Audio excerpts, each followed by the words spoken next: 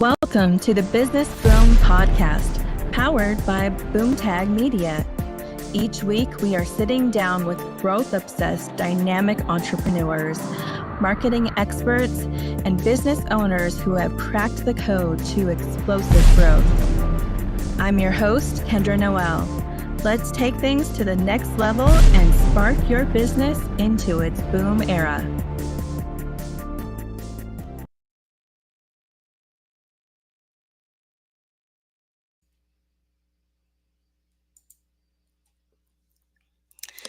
Hello, thank you for joining us for another episode of the Business Boom Podcast.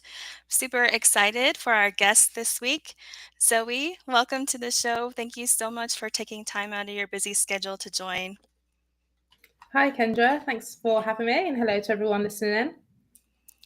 It's been a while since we connected, so before we get started, maybe we could just catch up a little bit. I saw a post that you did recently that you had a opportunity to do a speaking gig based on the tour that you kind of took around the world on your bicycle. The last time we did an event together, you were actually in the midst of that. I can't remember what country you were in when we talked, but it was back when we were doing audio only events. So the format was a little bit different, but I just remember being super excited to interview you for that whole process that you were going through. So, how was that speaking opportunity? And are you going to be doing more of that? Yeah, oh, that's amazing that you've seen that and remembered that I was on the trip when we did our first conversation. So yeah, so that for anyone who doesn't know, I'd cycled around the world. It took me 2 years, 2 months, and had a 3-year COVID hiatus between that. And yeah, we did do our first speaking event during that. I can't believe it's been that long though since we Right? properly connected, because it feels like yesterday to me that we did that. That's actually really surprised me because I don't remember that it was there. So yeah, so at the minute I volunteer for charity now as just kind of part of trying to just do good things for the community and stuff. And I told them just casually about the bike trip, and they asked me if I would be like the speaker at their like AGM, which I was absolutely thrilled to do, because I actually wanted to do some kind of talk about it. I was thinking to go to like universities or maybe businesses, but I don't know. I suppose I'm not nervous to do it, but it's just new and I just kind of haven't done it before. So yeah, and it made me create the presentation and think about the themes of the talk. So it's kind of got me over that first hurdle, hasn't it? Which is always starting. Like my husband always says, it's really hard to get to the start line of anything. But I'm now Right. at the start line of speaking. That's the hard bit done. And yeah, I'm going to try and do some more. And I'm thinking to do a couple, maybe try and get like donations for the charity. So I'll do it basically for free and say, kindly donate to charity if you will. And that will be like my thank you to them for kind of pushing me over Oh, that first that's hurdle. awesome. Yeah. That's So awesome to yeah. build something good to go along with it. And then just for people to be able to learn from your experience. Yeah. I know I was super interested in hearing about how you were working during that whole thing. You were freelancing, right? Freelancing, doing SEO like you do now, but you were doing it during this bicycle trip around the world. So you've been a huge inspiration to me because I think I told you that first time, like I want to eventually get to that point after my kids go off in their own directions after they're finished with school. I think freelancing and traveling is just like a goal of mine at some point. That would be amazing, wouldn't it? I think definitely one of those things is enough, like either kids or traveling while working. I think all three of those things might be too much for anybody. I would agree. I would agree. Yeah. So, how are you settling back in now that you are full time back at home and running your agency and everything? Yeah, it's really good. It's like I look back now and I do think like, how did I do that? I just don't, because you said like I wonder how you done it. I don't know how I did it. I actually commented on someone's LinkedIn post today. They talked about how do solo freelancers find the time to like serve their clients, be active in the community, and do their own marketing. And their point was like they're always a bit suspicious of like those who have the time to do that, which I kind of get. But I mean, I did do that while cycling, but like now I'm a bit more settled. I just feel a bit more like kind of relaxed, like still got the same fire for the work and the clients, obviously, and still putting out loads of work and with big clients as well, which is exciting. But I have taken a slightly different pace now. My own marketing has taken a bit of a nosedive. But we do things like our own podcast now because we think it's like maybe like it's not super intensive to do it. Like it's an hour a month we do. We're not doing loads of episodes. Someone else edits it for us, but we feel like the kind of power and the impact from that has got more potential. So I guess it's like, I think it's just like funneling energy, isn't it, into the stuff to give you the biggest boost. Yeah, that was going to be my next question for you, how the podcast was going. I know I listened to the first couple episodes, and they're really great. They're really informative. They're on, I'd say, a higher level. Like you have to know marketing a little bit to understand your topics. Yeah, it might be a bit of a problem actually, which I don't know whether we need, because me and Lee just talk for ages and like we love doing it, but I am wondering whether we need to scale them down a little bit, maybe create like 2 or 3 episodes out of these topics, because I think you're right, and I do wonder if they're not accessible enough for people as well. So Well, they're yeah, really meaty, like they're good stuff. me too. Yeah. Yeah. So my husband kind of tells me the same thing with my podcast, like you need to put it down for the average business owner because that's the target market that we reach with the business boom, is just people trying to grow their businesses. So that would kind of lead me to my first question about SEO for you. If you're good with that, if you could explain kind of in layman's terms, basic, what is SEO and why do business owners need to worry about it? Okay, so SEO stands for search engine optimization.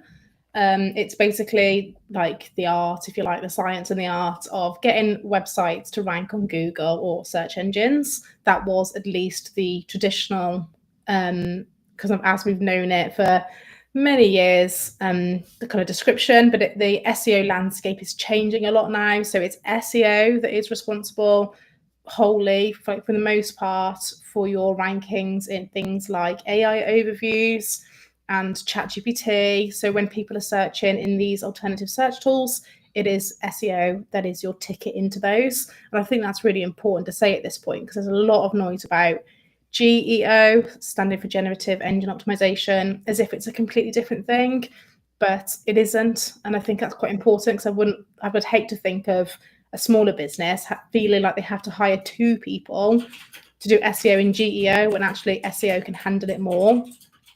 And also I think probably they can handle it better because they've got the experience of SEO and search generally, whereas someone who's like kind of coming in as a GEO expert, they don't have that history, and I don't think they have the experience to be offering the services without that SEO background.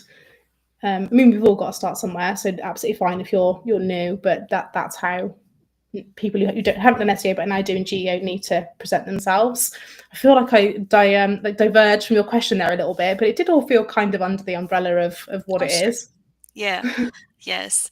So, for people who aren't super concerned about their website ranking at the top, but they're obviously going to want to be able to like move forward in business at any kind of level, need to be found by these new AI searches, and that is changing so much.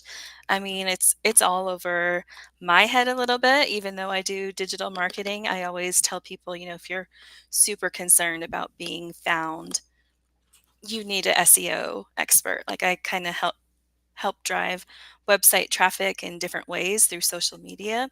And there's a lot of ways to get people to your website without being found in a search. But I think because of that AI piece, would you say that it's super important that they actually are concerned about being found in these searches, and how are they Yeah, going to do that?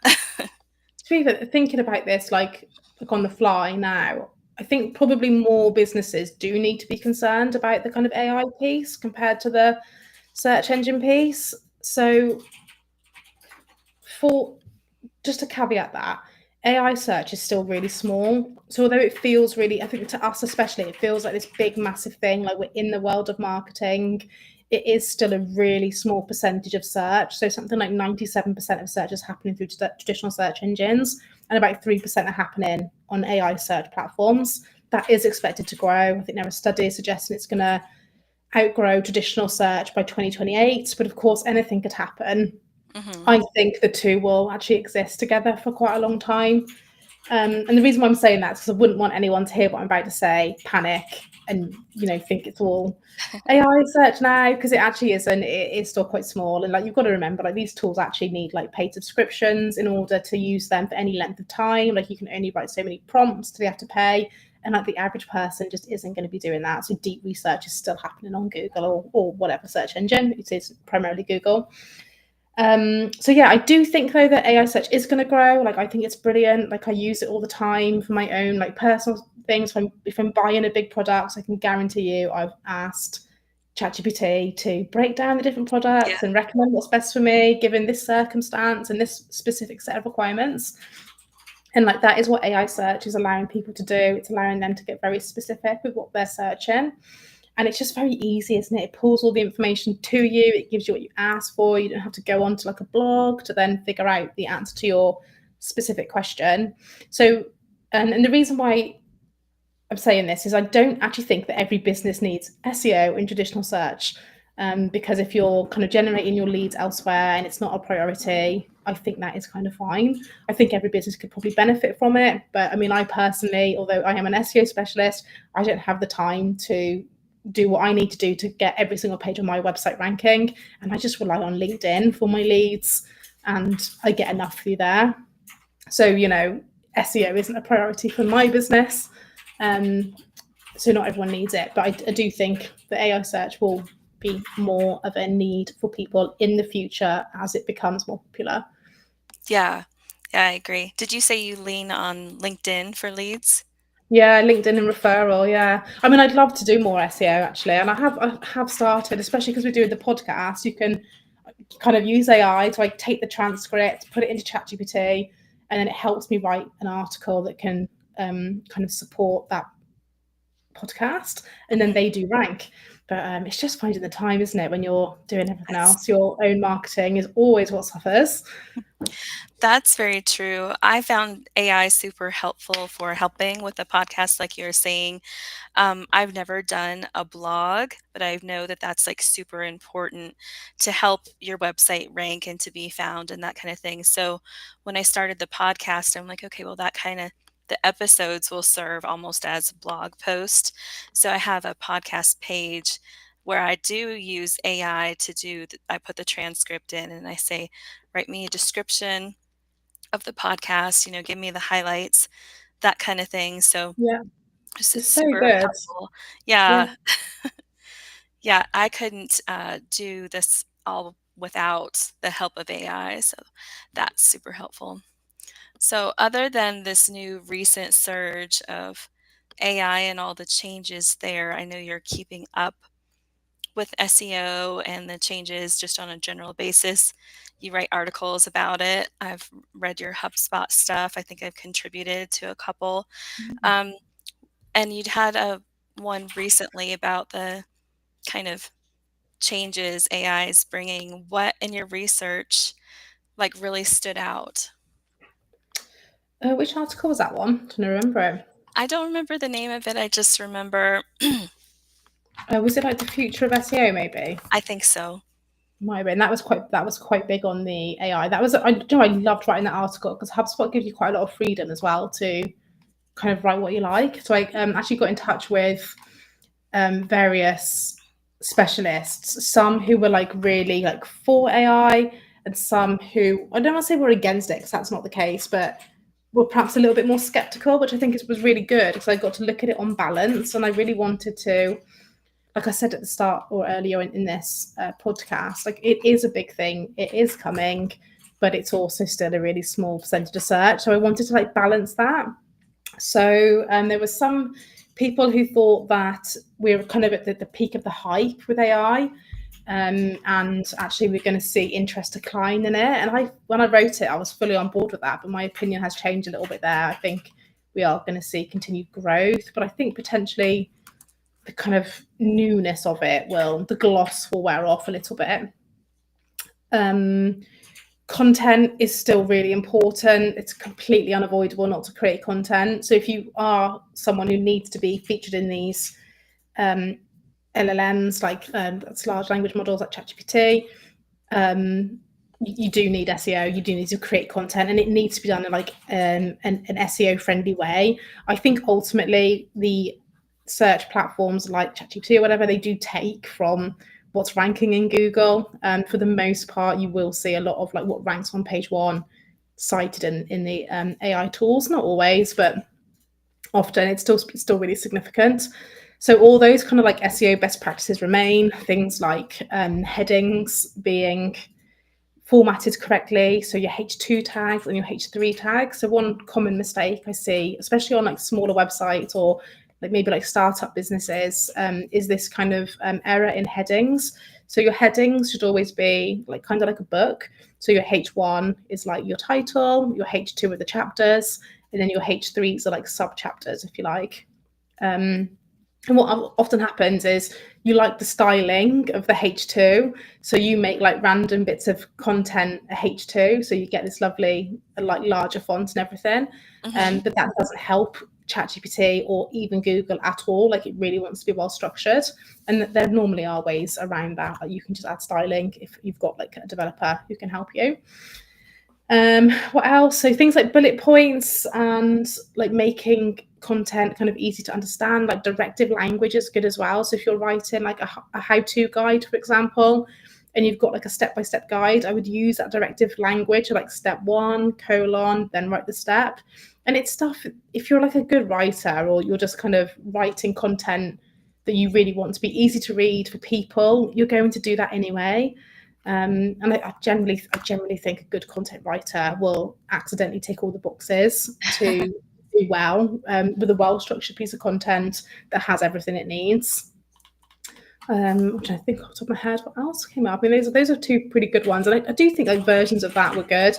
I guess there's always EEAT, which we talk about a lot in SEO, which is like experience, expertise, authority, and trust. And like, so EEAT is a very wide concept. It's not like a ranking factor, but to demonstrate high levels of experience, expertise, authority, and trust, you need to do a lot of things really well. So that can be like the most basic things, like making sure your website is secure, having your SSL certificate in place, having content that's easy to read, well structured. All of this contributes. But it might also be like making sure that what you bring to your business is very clear on your website. And it's very easy not to do that because generally people don't like writing about themselves. But if you don't tell Google who you are and that you've got 20 years experience in something, or that you've worked with this prestigious client, it won't know. So, you know, you need to think about what people need to trust someone enough to buy, and then make sure that it's out there in the content. So yeah, I could keep going, but shall I stop there before I overwhelm? Or? Oh no, you're good. I've been writing down a couple notes. I'm like, okay, let's circle back to a couple things.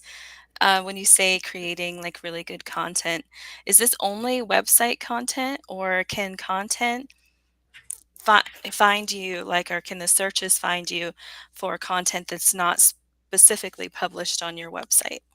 Yeah, that's a really good point, actually. So I was referring to content on your website, but it is so much bigger than that.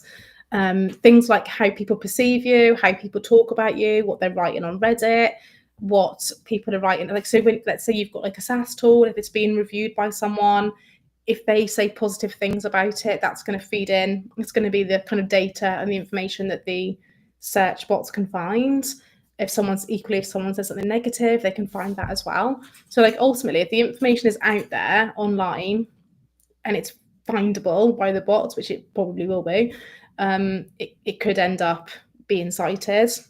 And what actually that leads on really well to a point about, I often get asked by my clients if they can, they want someone to go into ChatGPT and type best SaaS tool for ... and they want to appear in it. Like, who doesn't want that? I'd love to be found for like best SEO. But you can't say that about yourself and expect to rank. And that's always been true in SEO. Like generally those search terms are reserved for like third party credibility. So That that's like makes press, sense. PR. Yeah. So that's where your PR comes in. So you need to find someone who can get you cited in things like listicle articles, and say good things about you. But I mean, directories and stuff might also help review type content. And I mean, you can always try and rank for something like that. And if it's very niche, you might, but it's quite unlikely that you can kind of give yourself that title, which makes sense. Right. Yeah. The credibility piece, definitely having other people talking about you. So does that go with general Google reviews, or is that more on like other articles citing your business? Yeah, definitely on Google review, both of those for sure. So I'll tell you what's really powerful about Google reviews. I've seen particularly in AI mode. So I did this piece for Backlinko, which isn't published yet, where I tested 11 different search tools. And AI mode is really, really strong for e-commerce. And so if you put something in like best running trainers for like long distance running or ultra marathons or something, it will give you like a product recommendation, but then it will pull in the reviews directly from Google. So that kind of search interface allows people to see those reviews all in one place. So yeah, I mean, absolutely. And that's it's third party, isn't it? So it's credibility from Hmm. the world. Gotcha. Yeah, that totally makes sense. And then the EEAT, I mean, it's like something I hear in marketing.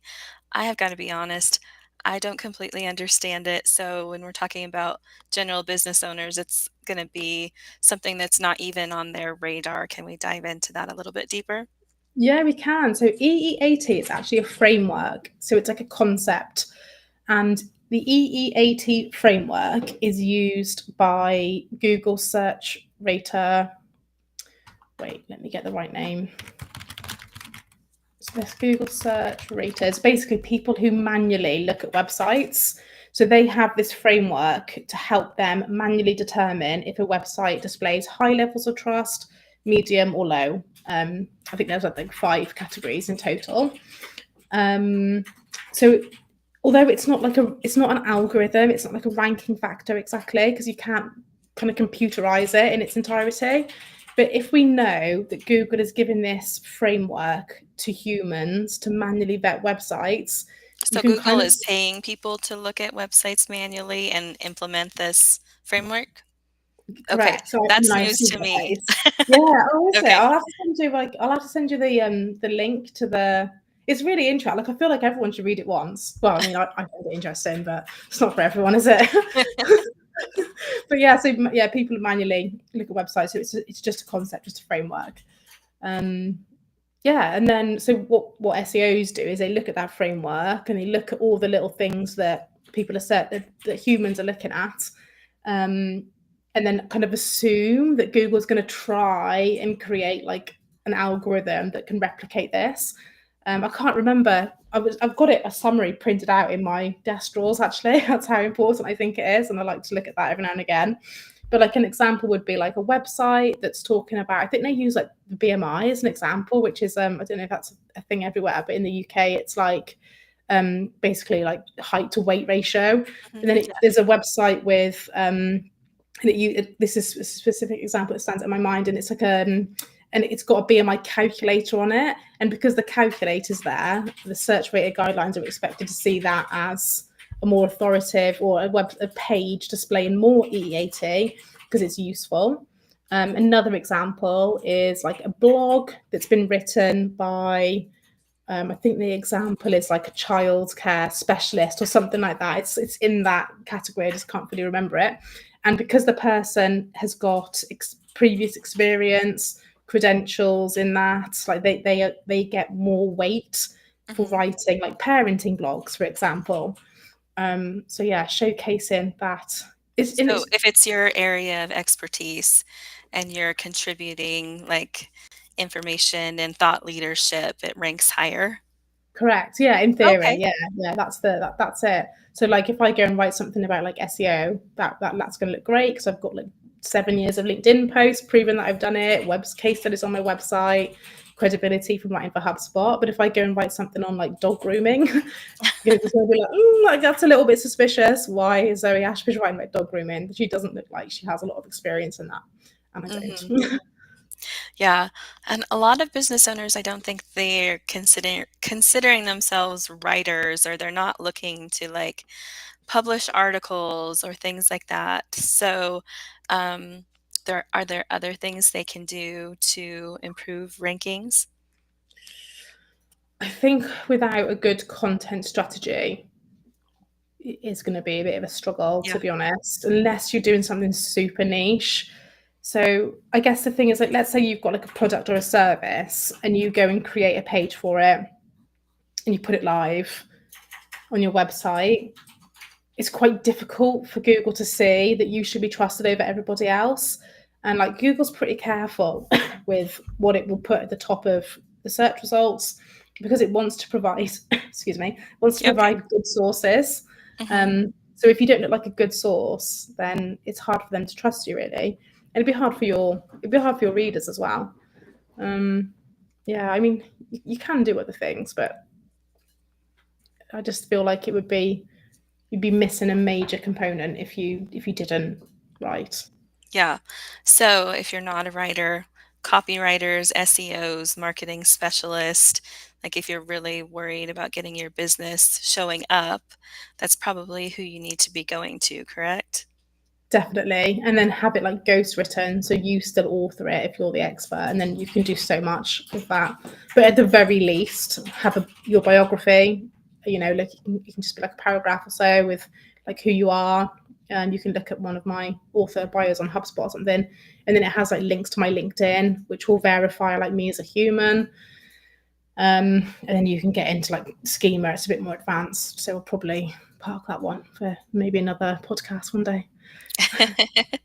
Something a little bit more in depth. Yeah. Yeah, awesome. Okay, cool. What's your favorite part been about doing your podcast so far? Oh, to be honest, I love just talking to Lee. Like I love talking to Lee. I love hearing what she's got to say. It's a nice way to like give people information, I think, although I am worried about the accessibility of mine.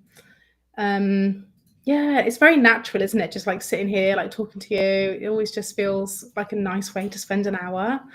And like I said, it's kind of quick as well. I can't remember if this was on air or off air, but we were talking about, in like 1 hour, Lee and I, or me and you even, will create this podcast.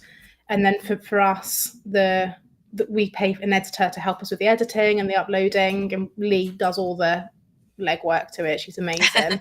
And I very much kind of just run behind her and poach off all of her really good work.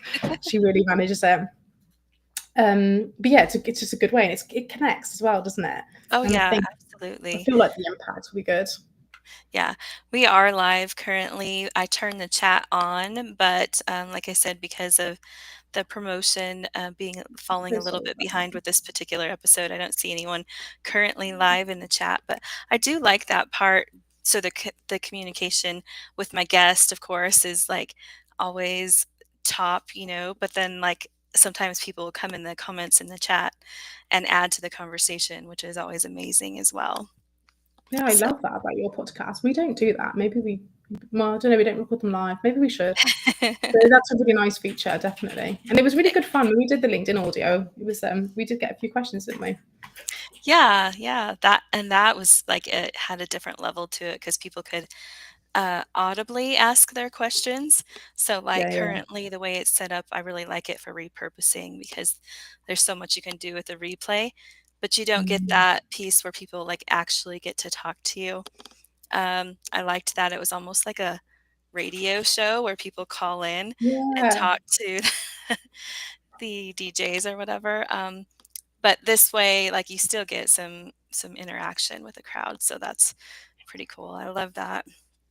definitely. Um, Man, I feel like we've gone through so many of these questions that I had for you, like really fast. I don't have a whole lot others, but if there are other thoughts that you have, like that would be helpful for business owners and just like like maybe we could talk about if they don't have a website. Oh, that's good. What would Yeah. they do to be found if they don't have Yes. a website?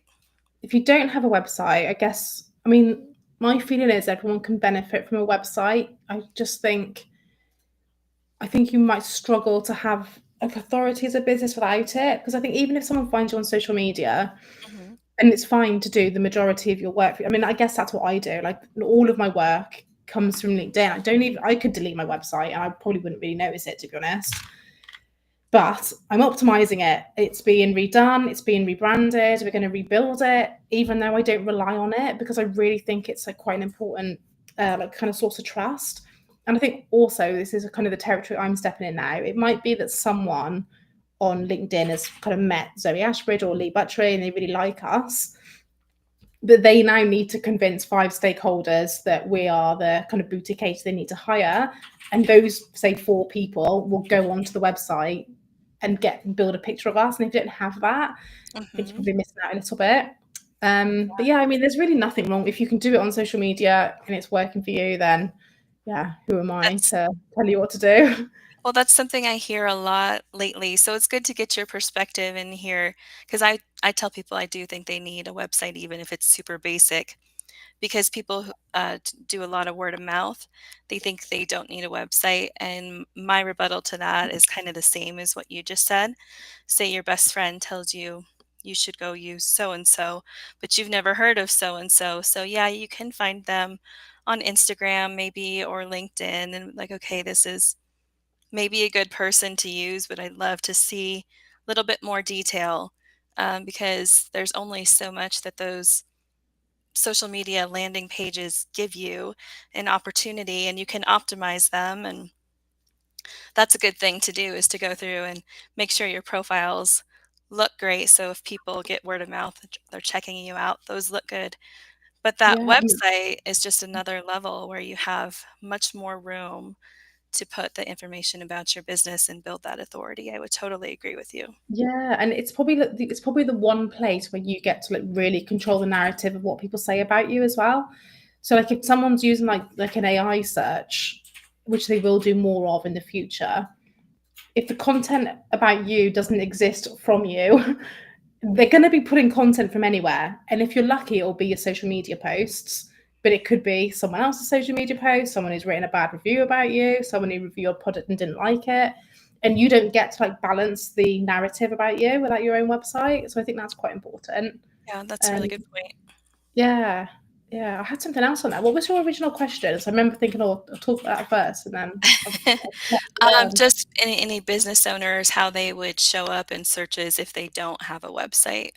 Yeah, oh, no, okay, we did cover that then. I think that's probably it. I'll tell you what is really good now. If you don't have a website and you don't have the coding skills or the money to get a developer, things that have you seen these like AI website builders now? Because they are really impressive.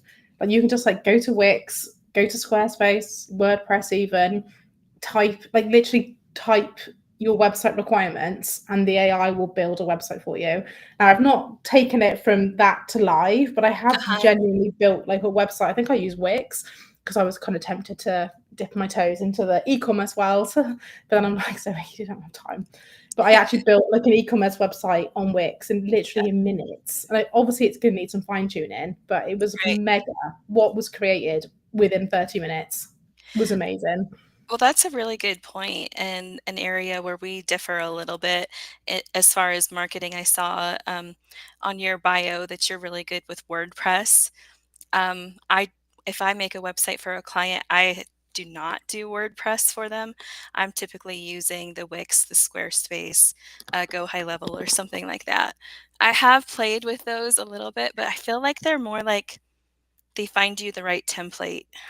Yeah, They're yeah. not that much different than searching the templates. It's like, okay, maybe if you say you're a hairdresser, they're going to find you one that's geared a little bit more in that direction, but it's still just kind of their best template pick for you. They may fill in some basic level information, but yeah, you're still definitely going to have to go through and put in your own stuff. Yeah, So, my expectation is I would need help. I actually wanted to push it to the next level just so I could see. But just for full transparency, I'm not great on WordPress. My husband is. I'm Oh, quite good on WordPress. My husband is amazing on WordPress. He's actually a WordPress developer. So oh, perfect. the Yeah. WordPress stuff is delegated to him. He's Uh-huh. very, very capable. But I think Whereas, that's something that people don't understand a lot of times is what's the biggest difference for them if they go with like a templated website like Wix compared to a WordPress site where everything can be coded and like laid out specifically for them and their business. Maybe we could dive into that a little bit. yeah, definitely. So I mean, I think, to be honest with you, you hear a lot about one platform being better than the other, and for SEO, I really don't think. I think most platforms that are kind of Wix, Squarespace, WordPress, Shopify, whatever, they're all fine. They're so well built. They've been around for years. Wix used to get so much kind of negative feedback on its SEO capabilities, but it's really fine, and they have really strong SEOs working there now, and they have done for many years.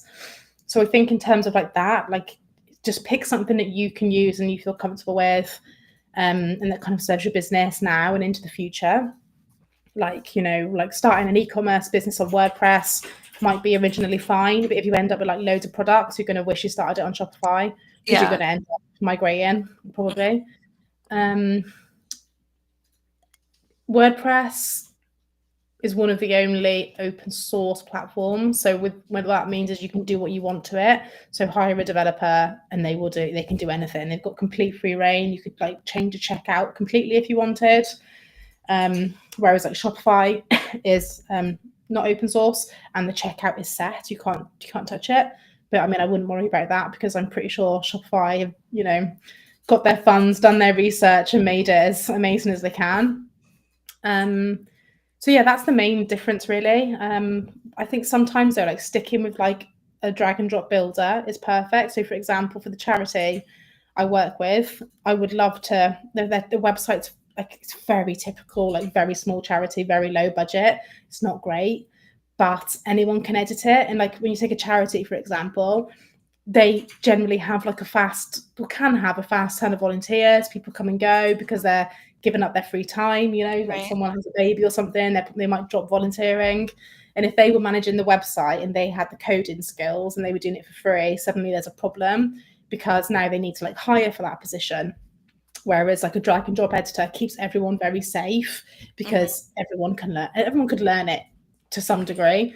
How good you are on it is questionable, obviously, but you can at least still log in and at least change the text if you need to. You're Whereas, right. How does the yeah, SEO different on the different platforms? Because I know a lot of those drag and drop type ones say that they have built-in SEO. I am never sure how good that SEO actually is. I mean, I think anything that's like built in is only going to be the very foundations of it anyway. Like you can't really, like SEO is never like one and done. You don't get to just do it and then leave it forever. Yeah, that's a very good So point. yeah, like I think like something like Wix or Squarespace is going to be like the foundations are going to be in place for sure, but you are going to need to know about the rest of it in order to do well. So like your title tags, your headings, your well-structured content, like your website hierarchy, that you're going to need like some specialist knowledge eventually. Some of it you'll be able to like research yourself. ChatGPT will be really good at getting you started. Yeah, Podcasts, stuff like that. right? Yeah, exactly. Yeah. That's a really good point. There's always so much good free information out there. Sometimes it's a little bit hard to like siphon through and figure out what to listen to, but Yeah. they can always follow your podcast. Could you tell us how they would find your podcast? Yeah, so we're available on all like streaming services, so like Spotify or Apple or whatever. And we are Frank Marketing, so that's Frank FORANK Marketing. And I think we've up to about, I don't know, 8-10 episodes now. Awesome. So, yeah, there's lots on there. Yeah, I've really enjoyed our time together, Zoe, and I hope that people would be able to get glean some really good information from the conversation as well. So other than the podcast, they know they can find you on LinkedIn, right? Yeah, that's probably the best place, but the Best website is there. place. Or Yeah, maybe go and look at the website in like 6 months when we have this redesign done. that's where I found you, was LinkedIn. We started chatting in comments and stuff like years ago. So Yeah. that's definitely the place that you want to follow her. I think I saw Full Rank has a Instagram. Is that right? It does. We've got Instagram, Facebook, but to be honest with you, it hasn't, maybe even TikTok as well, but we are a small business and we like to stay small. So we just don't have the time to manage all these platforms. So they are there. Feel free to give them a follow, but I don't know if anyone's actually manning those as they should be. I get it. It happens to a lot of businesses. So, and that's, where Boomtag Media helps as well. So I think that this has been a great collaboration. Thank you so much for taking your time to chat with us today. And if anyone has SEO follow-up questions, I would just encourage you to get a hold of Zoe. And Yeah, drop me a message. yeah, well, I hope you have a wonderful rest of your week. I'm going to wrap it up for now. Sounds good. Thanks so much for having me on. It's lovely to catch up with you properly. Yes, as well. Thank you. Bye. That's it for this week's Business Boom podcast. You've got the spark. Now go light up your business with what you have learned. If you like what you heard today, hit that subscribe button, drop us a review, or tell a fellow entrepreneur about the show. Keep pushing, keep growing, and catch us next week for more booming business strategies.